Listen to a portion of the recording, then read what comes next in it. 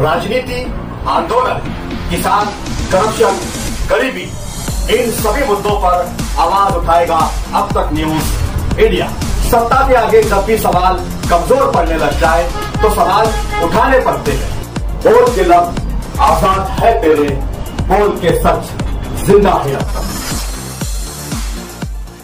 Unique academy computer and coaching classes, जहां nursery और junior senior KG classes से लेकर 11वीं और 12वीं जमातों के लिए कोचिंग क्लासेस जारी हैं। यूनिक एकेडमी में ऑडियो और वीडियो स्क्रीन का इंतजाम भी किया गया है। 5वीं, 6ठी, 7वीं और 8वीं जमात की स्पेशल क्लासेस भी जारी हैं। उर्दू, इंग्लिश, मराठी और मैथ्स की बेसिक क्लासेस भी जारी हैं। लड़कियों के लिए बिल्कुल सेपरेट क्लासरूम। यूनिक एकेडमी में अपने बच्चों का एडमिशन करवाएं। हमारा पता याद रखिए, शहीद अब्दुल हमीद कुसुम्बा रोड, निहाल नगर पुलिस स्टेशन के सामने, मालेगांव।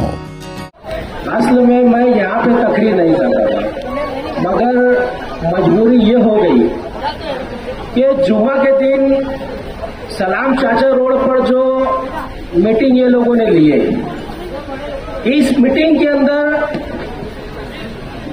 वाजिद हाजी जो यूनुस ईसा के परजंद है, उन्होंने कुत्ता गोली के ताल्लुक से बातें की। और जब कुत्ता गोली और कोरेक्स की बात आती है तो मुझे सबसे पहले मुफ्ती इस्माइल कासमी साहब जब चुनकर आए थे, जब उन्होंने गैरों की तर्ज पे हरा गुलाल उड़ाया, उस वक्त बड़ा करके देखना कि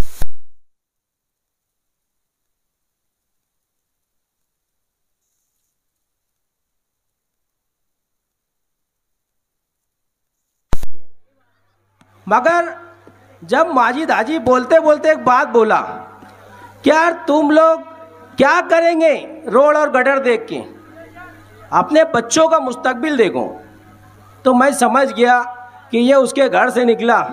वहाँ भी देखा शेख रशीद ख्वादवा ने बेहतरीन काम किया, वहाँ से इस किनारे तक आए तक के उसने सिर्फ रोड और गटर बेहतरीन, मजबूत, पायदार सिर्फ और सिर्फ आशीष शेख रशीद साहब और उनके साथियों ने बनाई है। बस उनकी चुभन और जलन ये वजह थी कि वो पूरे की पूरे बौखलाए हुए। लेकिन हम लोगों को एक बात समझ लेना है कि उनकी बौखलाहट के अंदर वो हमारे साथ अलग अलग हरबों की बात करेंगे। जिस तरीके से उन्होंने एक बुजुर्ग खातून और एक बुजुर्ग आदमी की बात कही, अगर हम उनसे सवाल करते हैं कि तुम हमें वो बातें बताओ या हम उनका गिराव करते हैं तो ये बता नहीं पाएंगे।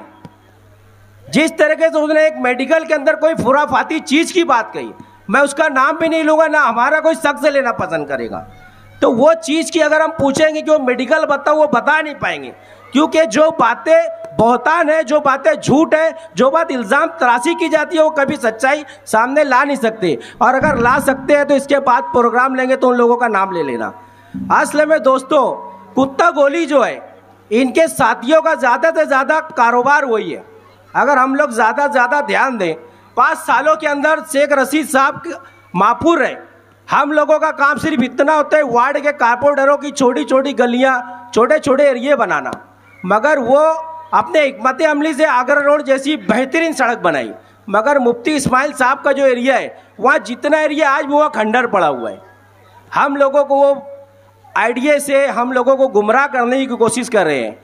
और माजिद हाजी को मैं यहाँ से जवाब देना चाहता कि तू जिस लीडर के पीछे खड़ा था, 5 साल तक के वो हुकूमत किया है मालेगांव शहर पे, 5 साल तक के वो पुलिस वालों के ऊपर हावी था। मगर हावी किस तरीके से था कि उनकी खबरीगिरी करता था, वो बताता था यहाँ जानवर है इसको पकड़ो, यहाँ ये चीज़ है इसको पकड़ो, 12 नवंबर के अंदर फला आदमी है, ये फोटो बड़ा करके बताता और इसको लेके आओ। अगर वो चाहता तो इन्हीं कुत्ता गोलियों वालों की सरबराही करने की बजाय उनके घर जाके रेड मारता था। कि उसको पता नहीं था क्या मेडिकल पे क्या हो रहा है? उसको पूरे गांव की मेडिकल की एक मेडिकल की रिपोर्ट पहुंचती है, पूरे शहर के अंदर कुत्ता गोली जहां बिकती है उसको नहीं पहुंचती है क्या? मगर वो खुद ये कारोबार करवा रहा है। ये बात पे ध्यान देना हम लोगों का मकसद है। वो हम लोगों को मुद्दे से हटा के, हम लोगों को बहका के, दूसरी बातें करके, हमारा मकसद हमारे लोगों को जो इकट्ठा हुए इनको गुमराह करना चाहते हैं। और ऐसी बहुत सारी कोशिश वो और करने वाली है। हम लोगों को सूझ बूझ के समझ के चलना है। एक बात समझ लो, हम लोग देख रहे हैं कि हाथी अपनी मस्त चाल चल रहा है और भोंकने वाले भोंक रहे हैं और हाथी इसी तरह चलेगा, बल्कि इससे बेहतर चाल चलेगा। और हम सबको शेख आसिफ की तरह हाथी बन के मस्त चाल चलना है। हमें यह सोचना नहीं है कि हम जीत के आ गए भाई लोग।